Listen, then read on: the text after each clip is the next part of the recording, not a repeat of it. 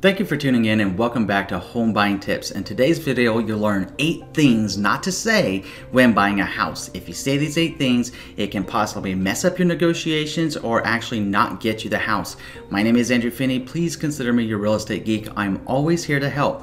My contact information is in the show more description below and always at the end of every video. So let's go ahead and get into the 8 things not to say when buying a house. With number 1, this is my dream house. Now, you would think that maybe saying that to the seller will indicate to the seller that you really want the house, and especially in a multiple bid situation, that you may become the preferable buyer.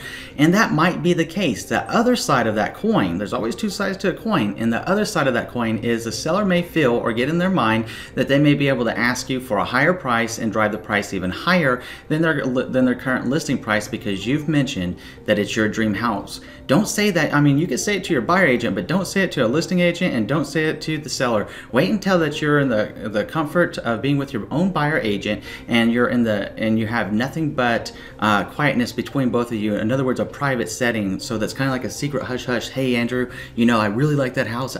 It's our dream house. We really want it.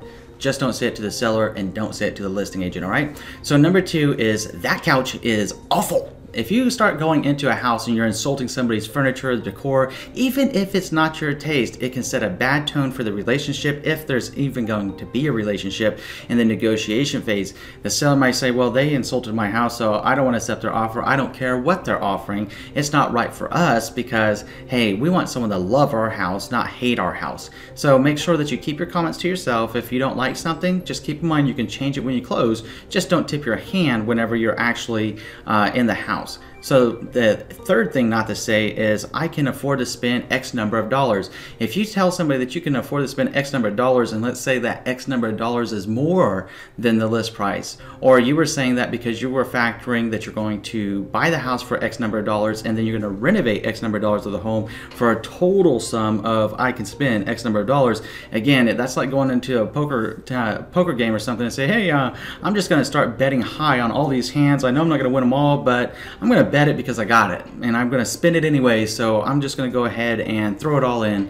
You wouldn't want to do that, would you? It would be tipping your hand and it'd be letting everybody else know that you're pretty much a patsy and that you're going to get steamrolled and it's not going to be in your favor. So make sure that you're not doing that.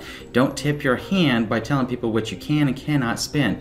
So tip number 4 is I can't wait to get rid of that. You know, again, a little bit of common respect and decency here going into someone else's home. Keep in mind that when we walk into someone else's home, whether it's garbage, whether it looks like garbage, or whether it looks like a temple fit for Mount Olympus and the gods, right? Whether you're going into a home and it looks like whether it's awful or whether it's just gorgeous, just keep in mind you're walking into someone else's home. And when you walk into someone else's home, that's kind of like their kingdom. It's their domain. If you go in there insulting people's stuff, then it's never going to work out. It's just never going to be a good relationship from the get-go, saying that if you can even get your offer accepted, because sometimes sellers just say, hey, you know, I just don't like that person. Something about them I just didn't like, and I don't care what they offer me. I'm not accepting it. I'll just sit back and wait for another offer to come in with somebody that might be easier. Because sometimes making comments like that up front can actually indicate that you might be difficult to work with, and nobody wants, once you get into the real estate process, nobody wants to have tenuous relationships with difficult people to work with. So tip number 5 is asking the seller, why are you selling? Look, if you're asking them why they're selling, that would seem like a fair question. It would be a better question for your buyer agent to ask the listing agent than for you, the buyer, to be asking it of the listing agent or the seller themselves if they're there. Asking a question like that can actually put somebody on the defensive really quick. Now, to better understand that, just think about if you were selling your home. Let's say that you bought this home and 5-10 years down the road you decided to sell it, and the buyer came in there and asked you, why are you selling your home? Kind of a gut check moment, isn't it? You're like, well, that's my personal business, you know, I have other things I want to do. And then you go into the defensive, and it's not a good situation.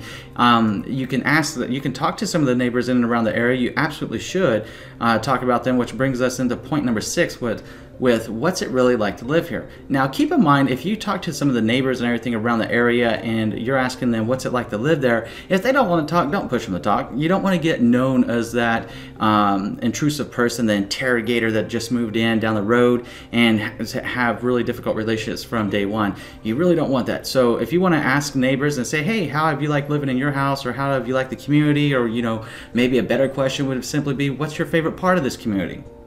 Asking a question like that, what's your favorite part of this community, isn't going to put anybody on the defensive. But again, if they don't want to answer it, just let them go on by. You just extend some goodwill and go ahead and start pre-planning those relationships that you're going to need with your neighbors going forward to help secure your property and have a good relationship and have a good time living in your new community.